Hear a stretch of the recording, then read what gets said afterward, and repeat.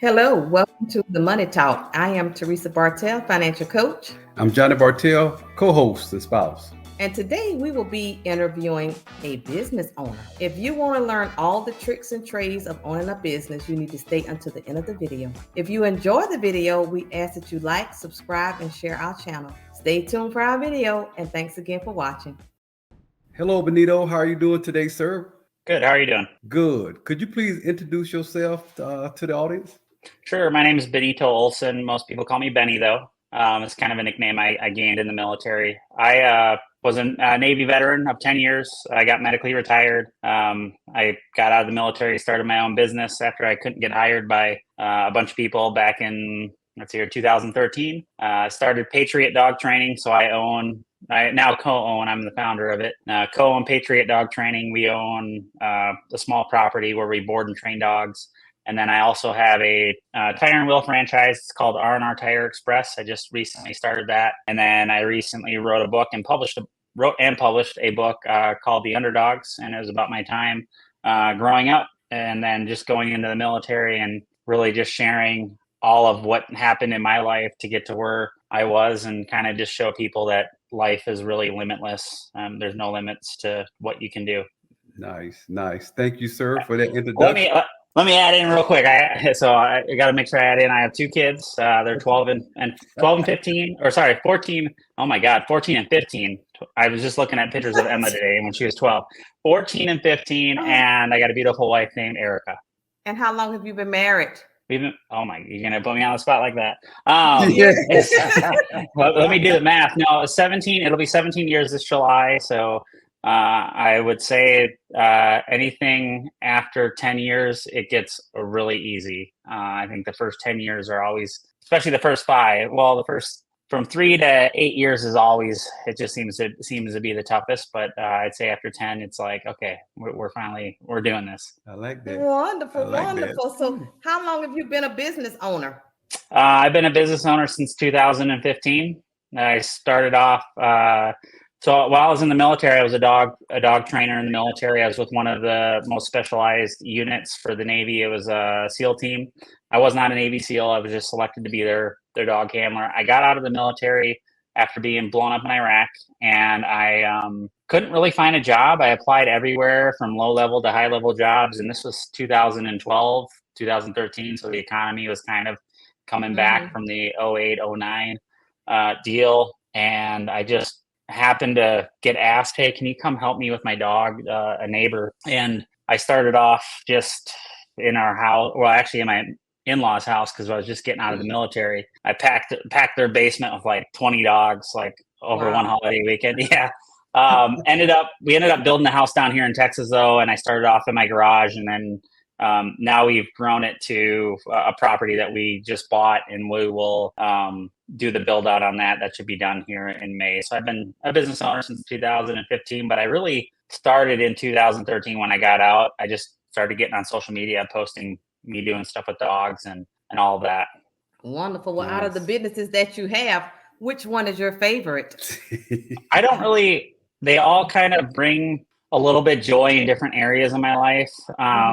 The dog world is a very pet owners, like you get certain pet owners that are like very into their dogs, to put it nicely, and then you have some that are a little bit more relaxed like me.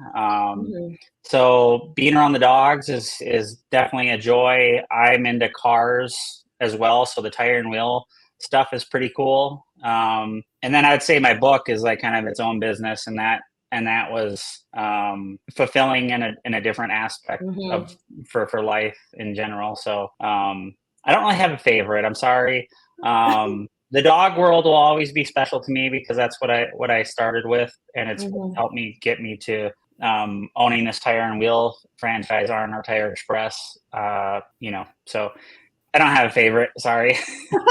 Well, that's good. So, but they each bring you satisfaction in their own special way. Yeah. They, like with any business you open, you have a lot of heartaches and a lot of happy moments, and so they all kind of have their own. It kind of balances it all out. Okay. Well, Benito, could you tell us what are some of like the financial factors should an individual consider prior to like pursuing a business? Sure. So it really depends on what business you're going into. You're gonna have to look at the education requirements depending on what you're doing. If you're going into like an HVAC business, you're gonna want either that skill or trades, whatever that training is for it. For me, with the dog stuff, I really didn't need it. Lease costs. I started off in my house, so I cut that cost right out of there. I mean, there's still a cost to it because I'm living in the house, but I was able to mitigate that. You have some upfront investments, renovations, things like that. Again, mine, I kept it very simple, but I did in order to finance it. I didn't have money, so I had a credit card, and Erica will tell you there was one time. This is again, it's risk versus reward. I was willing to risk going in debt a little bit in order to do it. And I'm not saying that's the right thing to do. It was right for me. We had a credit card, and I remember at one time being like 20 grand because we bought kennels, but I just believed in myself. Like I knew it was going to be a thing, but I also did all of the research to make sure that I knew it was going to pay off for us. There's, you want to look at like different market trends and whatnot to determine if there's ultimately a need for that business. Economic stability. I looked into the dog world, into the pet industry in general, and you can go back and you can look at statistics, and statistics will tell you that during a recession or whatever, a dip in the economy, whatever you want to call it, that industry kept going. Like there was no dip because people love their animals, and if they have to cut something out, it's usually not going to be what the animal needs. And I've seen that even during COVID, when everybody stayed home, like we still stayed busy. We lost a lot of our boarding business just because no one was traveling, but that was really minimal. You want to look at insurance, like what you're going to need as far as that goes, marketing, if you're going to need, like, if you look at your house, that's the way I look at it. Like my personal finances, almost all of those, if you were to look at that, you would need for a business, really. You're going to need supplies, machinery, just depending on what you're going into. So I'd say for everybody, it's different. The one thing I'll say is that if you can go into it lean, if you can do it out of your house, if you can network versus trying to go out and buy a ton of ads. Now, because ad space is pretty expensive. Now, Facebook has been pretty good to me, and it's still relatively cost effective. But like Google is expensive, especially for my industry. Like, and even other industries, it's even a lot more expensive for advertising. And I think the rule of thumb is like 5 to 7% of what you make should go back into what you're putting in towards advertising. But I really say, when we start looking at this, we want to put in 5 to 7% of what. And I'm kind of going in down the deep end here, but 5 to 7% of what we ultimately want to make is what we'll put in. So So I mean, those are the different things I would look at as far as financial aspects. Okay. And so leaning off of that, so like if someone is not able to do it lean and they need to get a business loan, can you give the audience an idea of what would be required of them to even consider getting a business loan? Yeah, I've done a couple business loans now, and the first one was pretty simple because it was only like 75,000, and I say that like it's only 75,000, but that's still a lot of money. Like our most recent one that I did with my business partner for the Tire and Wheel franchise, it was like 750,000. So there was a lot more things we had to do. But in general, most things you'll need is a business plan. So a business plan. You can go and actually on the SBA's website and do one for free. There's business plans floating all over the place. For my dog training business, I had a mentor that did theirs, and I kind of mirrored mine to what they did. And then I kind of customized it based on what I ultimately thought where my level, like what I would actually do, like what services I would actually offer and what I would cap it at. For the Tire and Wheel franchise, because it was new to us, we had an outside company. I'm not saying this is not don't have to do it this way, but we had an outside company kind of help us do that. And they had done other franchisees that had gone into that just to kind of help us make sure that we check all the boxes, because you're going to have, there's like different things that go in that business plan. And again, I won't list them all, but you have to have an executive summary. You have to have the products you're going to list. Financial projections are definitely important. I mean, it's like the bank's going to want to know how you're going to pay them back. And while the SBA does guarantee the loan, it's still got to go through underwriting through the bank and then ultimately through the SBA. They're going to look at your personal credit history. They're going to look at your business's credit history. The personal one for the tire and wheel franchise was pretty much the only thing they looked at, because it wasn't an existing business. My Patriot dog training, when I first did my first loan, it was an existing business for about 3 years. And again, they approved it really fast, because I had all the, it showed that it was strong and all that. Let's see here. They're going to look at collateral. I've seen that. So for collateral, for just an example, in the state of Texas, they can't take your primary residence as collateral. I found that out through doing the tire and wheel business. And most banks will try to get that, but because I'm in Texas, they couldn't do that. So instead, we had to take out an extra life insurance policy under myself to cover my half, and then my partner, he had to take out his, which was really helpful because it's not my primary life insurance. So it's like, if I die, I die. Like, okay, you're gonna get it anyways. So it's not that big of a deal. I mean, it's a big deal if I die, but right, it is. In the grand scheme of things, like, it's not going to affect my family and all that. Business loan, they're going to want. Let's see here, what else? You're going to have to do a loan application, and that's lengthy. That can be lengthy. They're going to want, like, for our R&R Tire Express, we had to have a franchise agreement signed, and they had to go over it and all of that. What else? Business legal documents. Let me think here. I'm trying to think of other things. Like, you're going to have to show your articles of corporation. You're going to have to show any licenses that you might need. We didn't need it. I don't need anything to be a dog trainer. We didn't need anything to open up a tire and wheel shop. So that was pretty easy. So you mentioned an acronym, Benito, SBA. Could you tell us what that means? Yeah, it's the government. So it's the Small Business Administration. Okay. And you can get a wide variety of loans. Again, I'd go over them all, but I'm not the expert in that area. But you can basically get loans for land, or for building, or for, if you're just needing funding for lines of credit. Not really a line of credit. Yeah, a line of credit basically is what it would be. I mean, that's what my $75,000 loan. It wasn't a line of credit, but it was an SBA loan, but I treated it as a line of credit. Like, I only used what I needed. And then I paid it back right away. Yeah, I mean, you can pretty much do anything. I don't know what the limit is, but like I said, for the $75,000 one, it was really, really fast, because it was small. I think it was under 150,000. I think was the limit at the time, maybe 125. And it was a really fast. Like, I didn't have to put any money down because it was so low, and because I showed, excuse me, that I could make the money to pay them back. And then the tire and wheel franchise, it was a little bit more in depth as far as like what I had to put down and all of that. Now, I lied. So now I've done 3 SBA loans. So now I've done one for Patriot Dog Training again.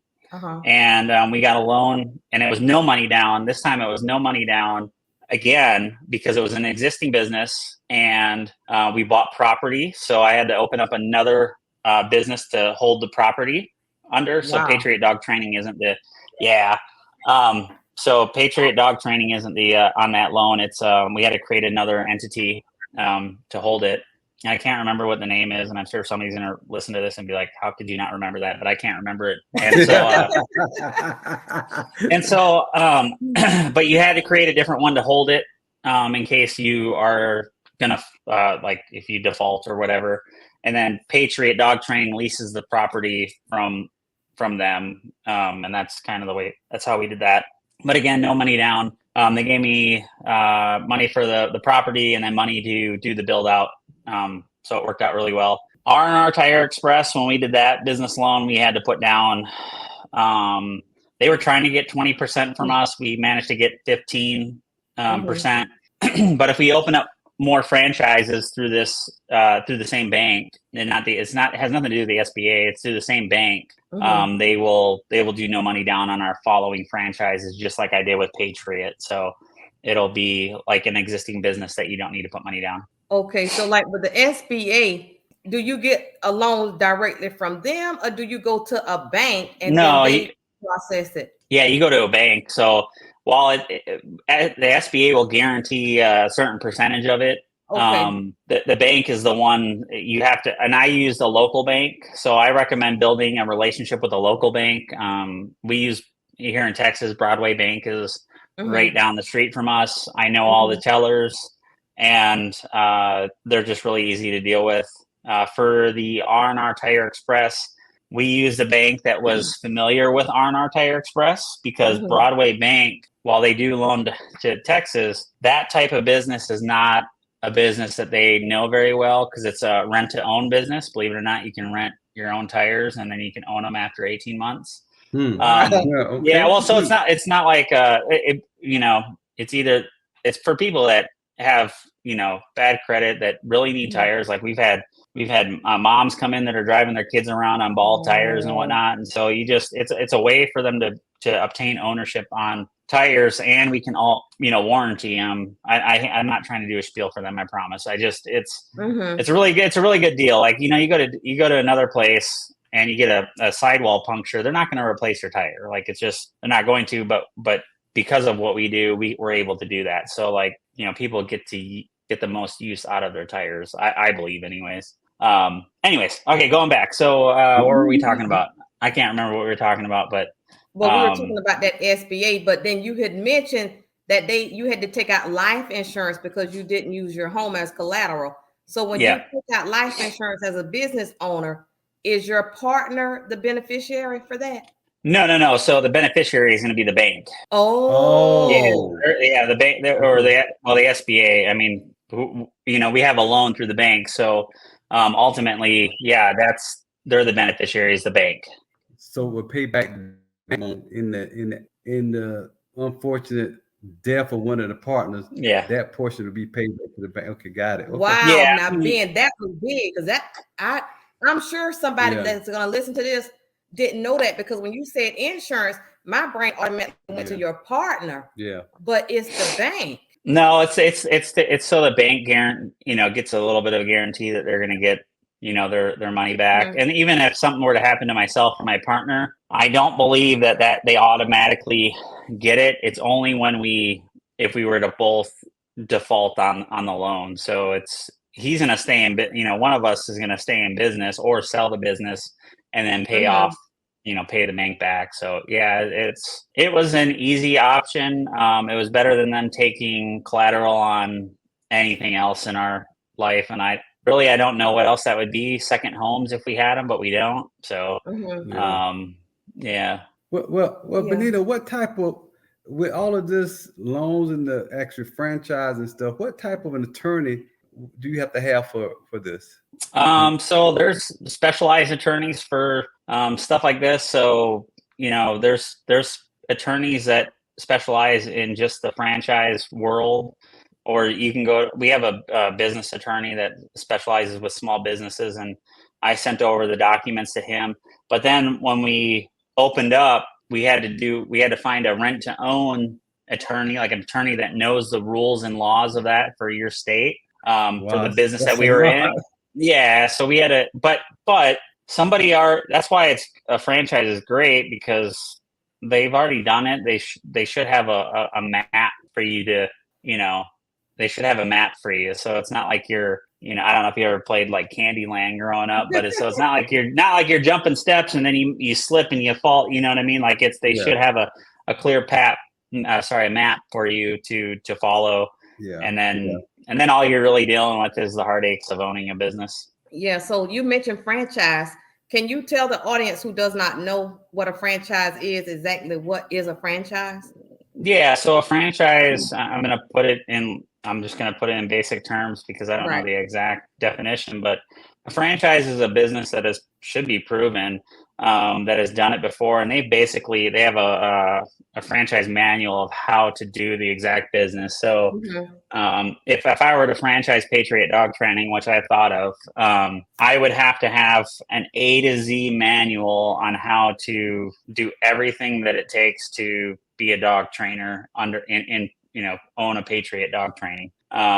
If it's you look at, anything, you probably had a franchise come to your house for your heating and cooling. Like Right. there's so many out there. All of the oil change places, right? Like, so a franchise is going to have, with what I did with R&R Tire Express, they had a list of everything that we had to do prior to opening. After we signed the documents, we had a list, and it was like, now with technology, they've got so many apps and programs where you can just go down the list, you check it off, or you check who's doing it.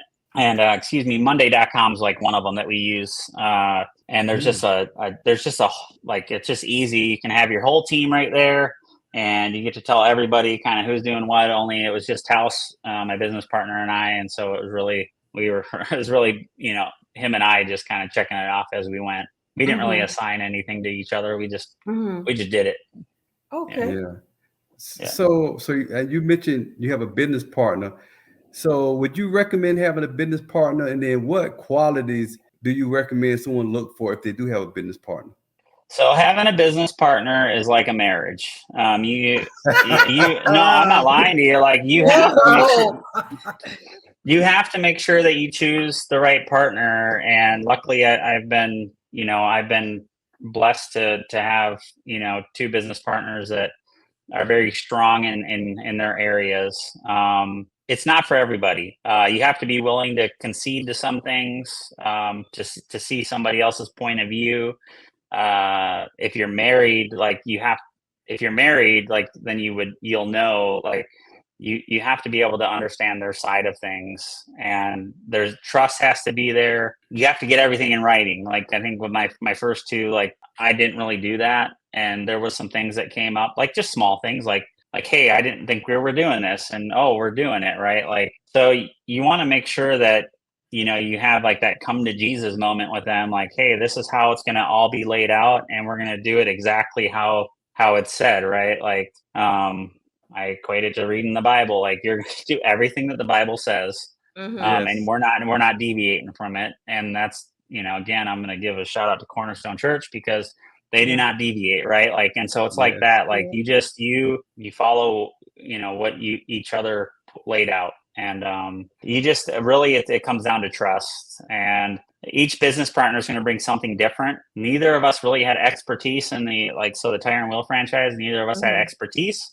But my business partner, Talis, was willing to move to Houston to start this. One of us had to, and I was like, I can't. I can help put down money, but I can't do that. I can help. I've owned a business. I know how to run one. I can help us in that aspect. I can help us in the back end, with the social media and whatnot. And so we each bring our own, qualities to it. He was out in the oil field. He's hardworking. He, led a team out there. I was prior military, so I know, like everything about structure and leading and running teams and how to communicate with people and stuff like that. So you just have to know what each one's bringing and what their responsibilities are. And it's kind of it. There's more to it. There's more, obviously, but that's for me. It's just trust is the most important part.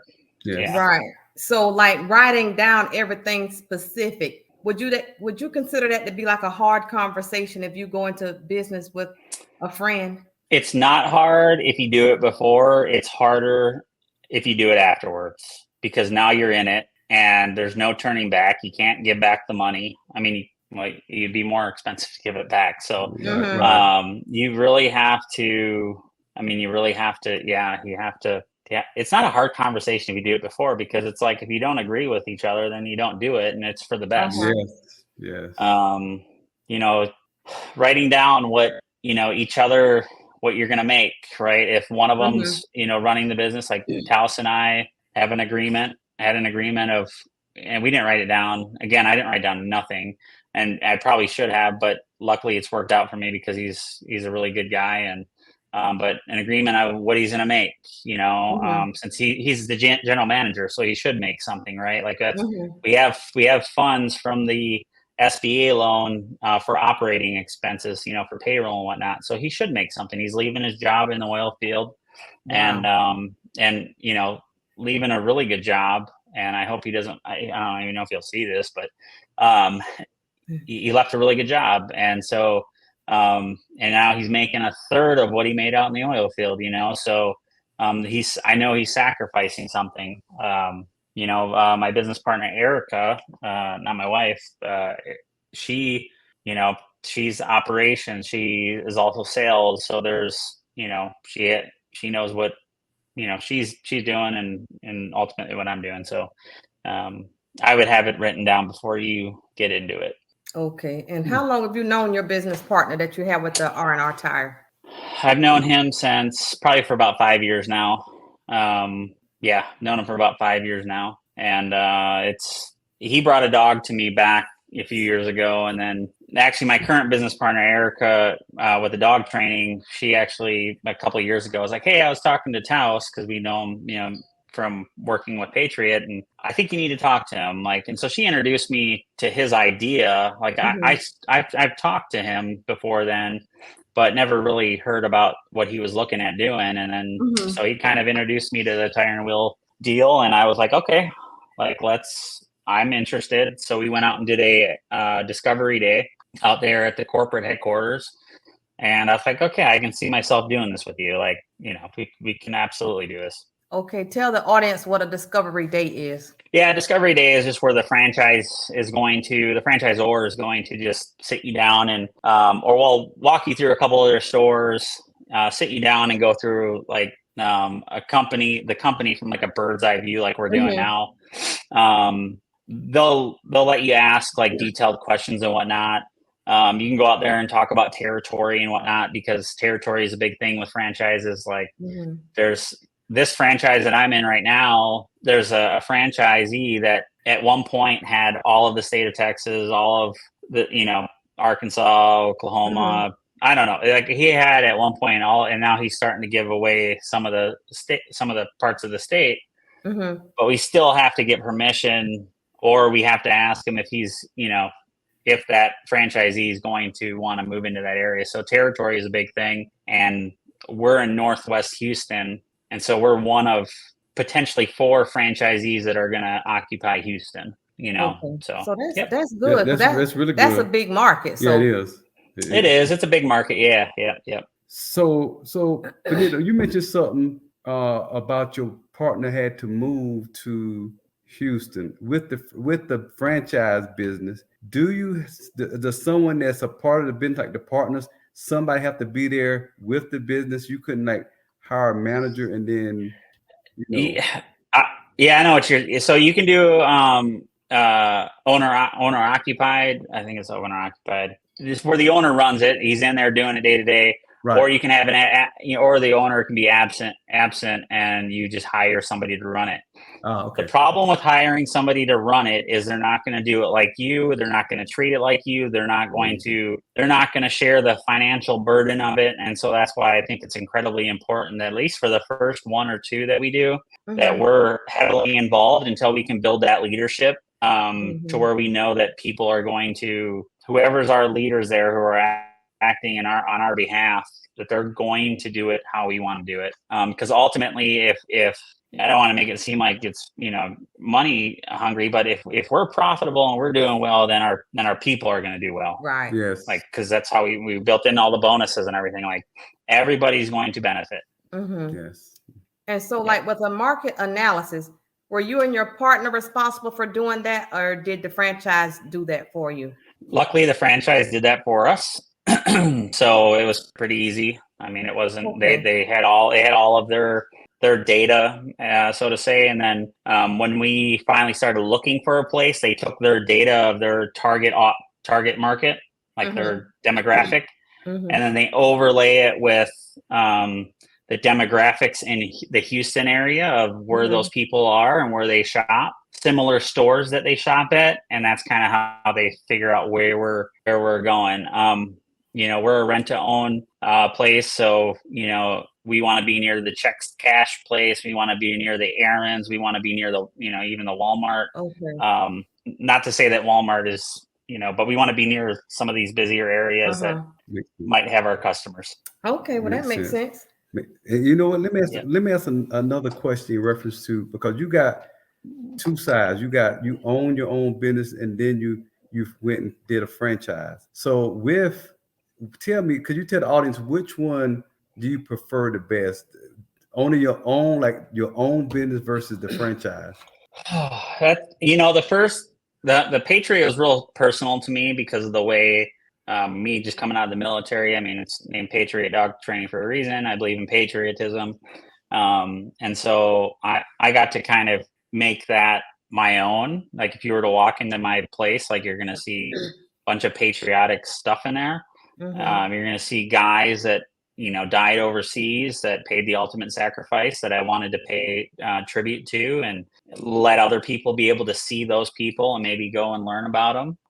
With the franchise though, it was like, I really didn't care to like customize a tire and wheel shop. Like I just tell me how to do it, show me how to do it, show me what all the little things I need to do, and let's just go do it. Let's just go make money. Right. Like I don't want any of the headaches. Like you're going to have headaches regardless, but I don't want any of the headaches of having to like figure all the things out. Just lay out the plan and I'll myself or Talis will implement it.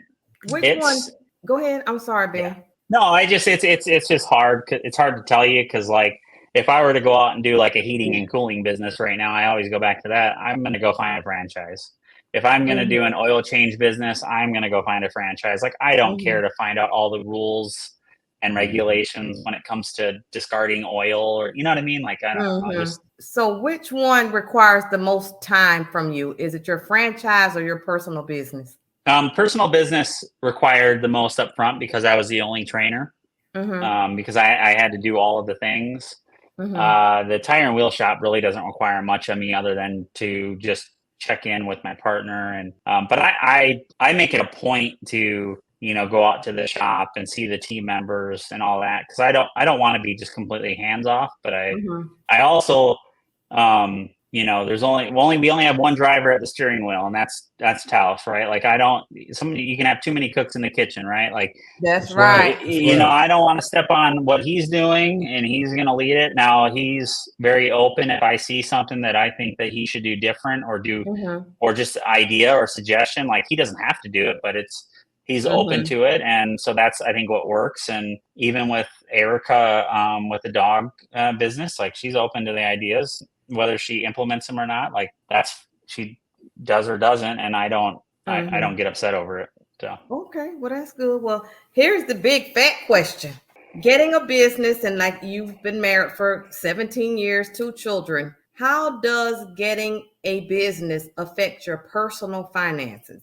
Yep. So risk versus reward, right? Like I was lucky enough, fortunate enough, I was medically retired, so I had money coming in. Most people don't have that. So if I didn't have that coming in, either I would be working somewhere and doing my business at the same time. Like that's the only way I could see me doing it, unless Erica was working somewhere and we kind of both said, okay, this is going to really benefit us both, but right now it's going to suck. Like we're going to have to buckle down and all of that. I mean, there's the investment of starting the business with my dog training one. I was already in it.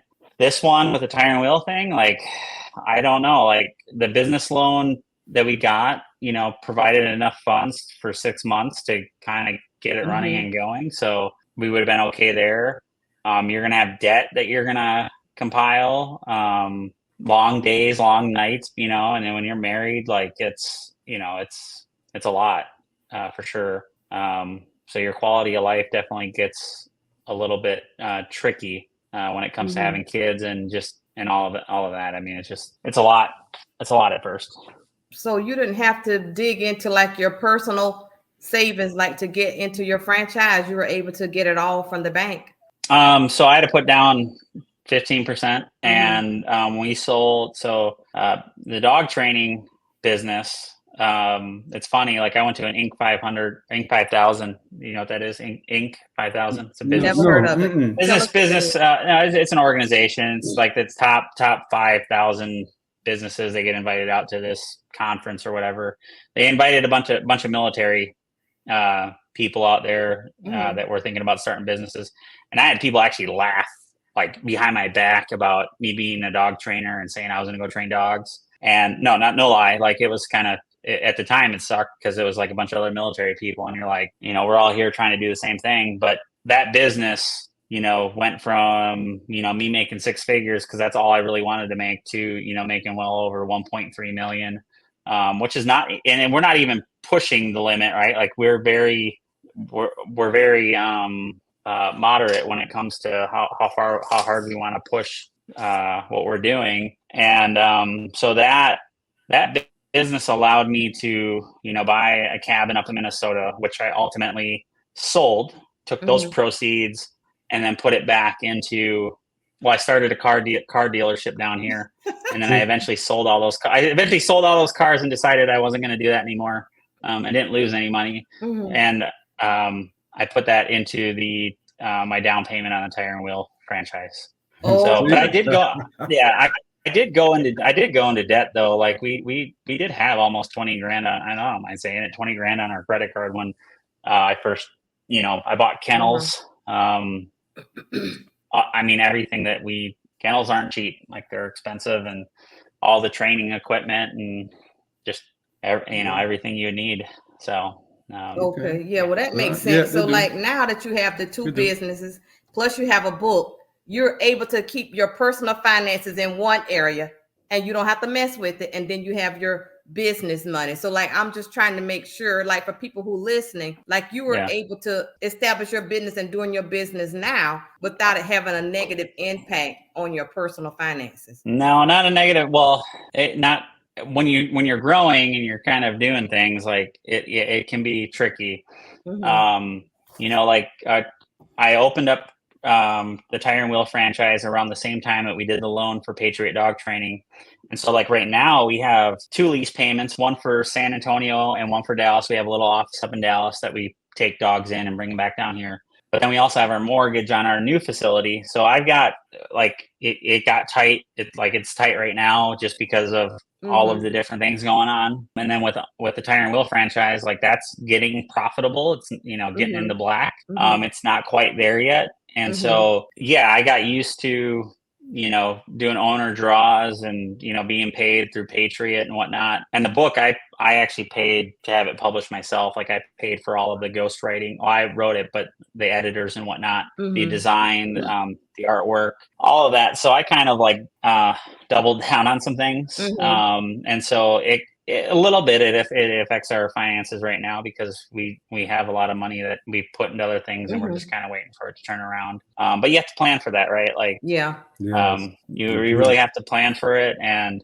so I'm like, just run kind of lean and mean sometimes. That makes me have another question though. Like with your franchise, you just mentioned that it's in the black now. How do you? It's not yet. It's not yet. It's not yet. Yeah.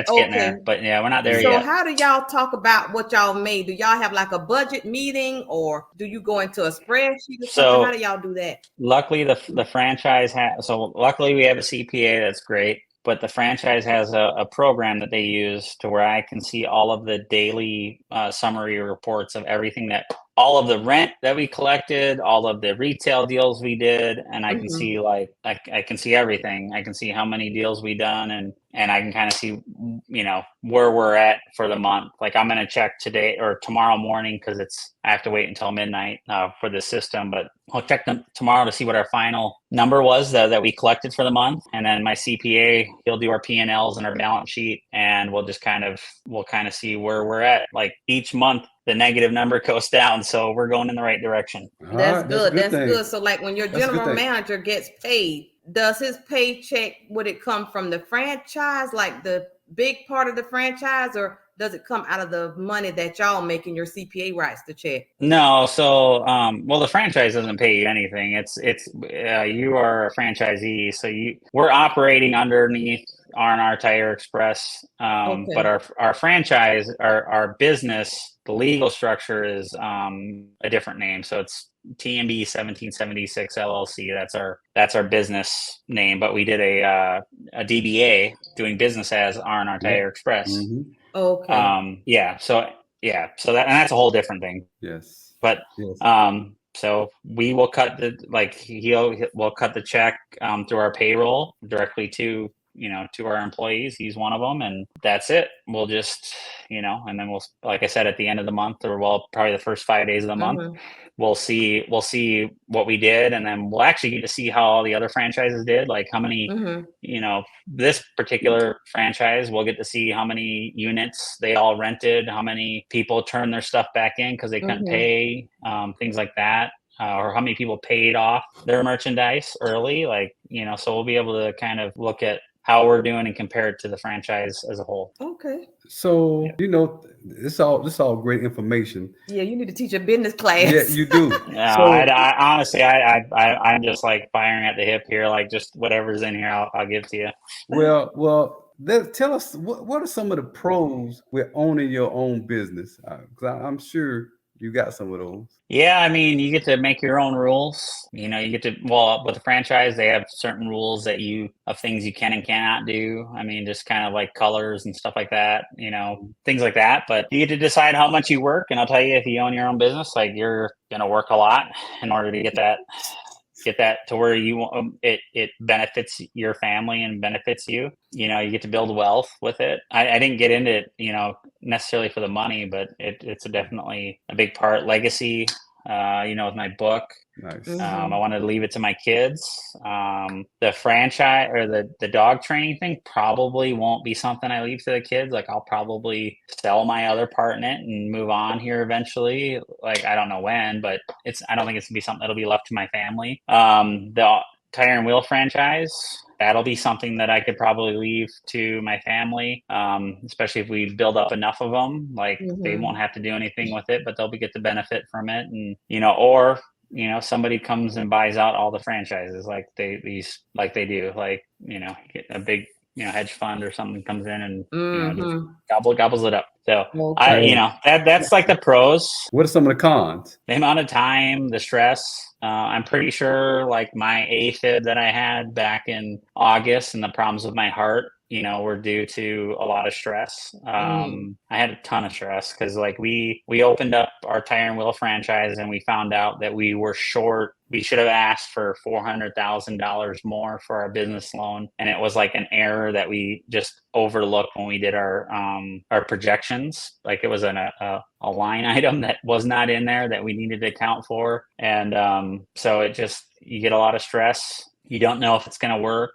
Yes. The competition is another competition, like with the dog world, competition is weird. Like, there's people out there that look at competition like it's like they're your enemies. And, like, really, like, the way I looked at the dog training world, like, is like they're my friends. Like, I'd go out and find trainers that were very standoffish to me, and then I'd find trainers that weren't, and those trainers that weren't standoffish to me, like, we financially benefited each other because we'd pass off business to each other. Okay.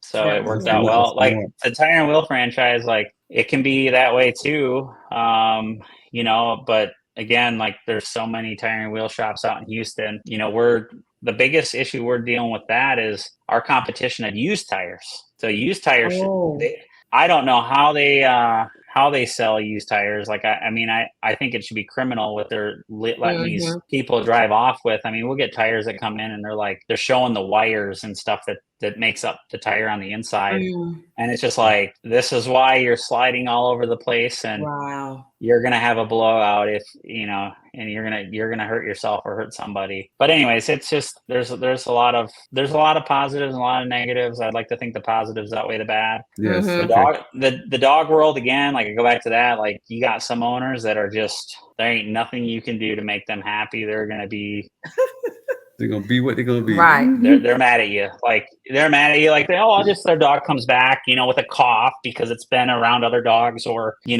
the dog looks sad in a picture and you're just like, dogs don't smile. Like, I don't know what to tell you. Like, the dog's completely happy. Like, no, it's like, you're smiling right now. Like, they don't smile. But again, the good outweigh the bad. Like all of the 99.9% of all the good owners outweigh the 0.1% of the bad. And the same thing with the tire and wheel stuff. It's, we'll get some complaints here and there, but it's really not that bad. Okay, well, that's good. That's good. Yeah. Okay, so now you got your business. Someone is listening to us, this conversation, and they're thinking about buying a business. Can you just give some advice to someone who might be considering buying a business or going into buying an existing?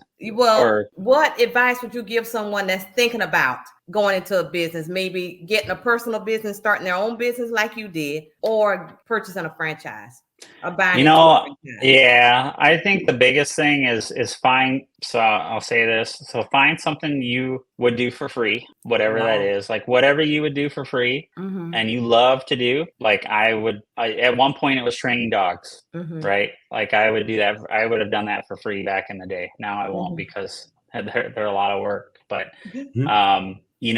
tires and wheels, like I would talk to anybody about their tire and wheels, like they're like how cool these things look, and I would do that for free. So finding something that you love to do is what I equate to doing it for free, right? Like find something you love to do, but then also you have to make sure that you can actually make money from it and benefit. And it, depending on how you want to scale to a bigger business, like is it scalable? Do you want to scale? Do you eventually want to scale? So you kind of have to look, what your 3, 5, 10-year goals are and make sure that you can meet those. That's my biggest thing is I would look at what's the easiest way to get into this, right? Like I mean, what's the cheapest and easiest way to get started?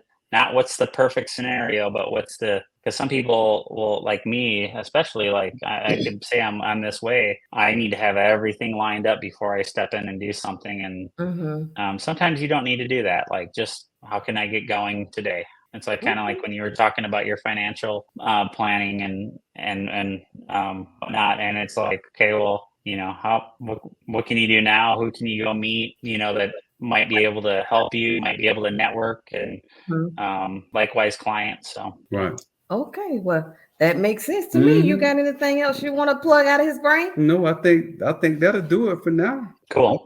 I think this was great. Yeah, great, really good. Yes, thank you for sharing all of your knowledge in your own personal business and your franchise, because you had a different look from both perspectives. Yes. So thank you for that. Yeah, you're welcome. And again, it's not like the perfect answers. Like there's a lot of other opinions, and I think you just need to do what ultimately feels comfortable for you. Okay. All right. Well, Ben, thank you so much for joining the Money Talk. We enjoyed it, and we really may have to bring you back on here again so we can talk about your book. And yes, I would like for the audience to know too, like you are retired military, you were injured while serving. And I want to say again, thank you for your service and the sacrifice that you made for us. Yes. Thank you very much. And one more time, Benito, what's the name of your book again? And is it available now? Yep. It's called The Underdogs. It's available on Amazon. It's also available on the publisher's website as well. And it's by Benito Olsen. And yeah. Okay. Right. Well, send us the link. And then can you just give a little short spiel about what your book is about so the audience will know? Yeah. So it talks about my life, obviously. Yeah. I got blown up in Iraq. It talks about that night when I got blown up. And it also talks about me redeploying 9 months later. I shattered both my femurs and managed to come back, and I redeployed to Afghanistan. I was in Iraq the first time. And then it talks about my childhood and kind of how I think a lot of people can, and I've been told this already, so I know a lot of people can resonate with being an underdog at some point in time in their lives. And I detail things that happened to me as a child and I shouldn't have been where I was. Like I was with SEAL Team 6. I was their dog handler. I was just a regular guy. and I made it from some small town in Minnesota and ended up at a tier 1 unit that, I mean, it's impossible to get there if you're me living in, growing up in that little town. Like, I just don't, again, I give all the glory to God in that book. Amen. Like it was him. And it's just I think it's a good book. Like, I'm not too high on myself, but I've had a lot of people reach out to me and, tell me that they could resonate with it. And just one disclaimer, like, it's not just about cute puppy stories. Like, it's a lot of raw stuff in there. And so there's some language and whatnot, but it's fits the time period that I was going through. Okay. Well, send us the link so we can put it in our show notes for our audience, and we're going to get you some sales. And again, thank you so much, Ben, for joining us and sharing your knowledge with us. Yes, thank you, sir. Thank you. Okay. Yes, all right. All righty. Bye-bye. Thank you so much for watching our video. I am sure if you are considering buying a business or starting a business, yes, because Ben gave you a lot of information that you can resonate on and decide whether or not getting a business or buying into a franchise is for you. Yeah, if it's a good idea for you. And again, like we said in the video, Ben was injured critically during the Iraq War, and he has written a book. And if you would like to buy the book, the information will be in our show notes. And again, we would like to say thank you so much for watching. Yes. And again, please, if you like the content, please like, share, and subscribe. And we really appreciate your time that you have shared with us. Yes. And until next Thursday, take care. God bless you. And we'll see you next time. And subscribe. Thanks. Bye-bye. Bye-bye.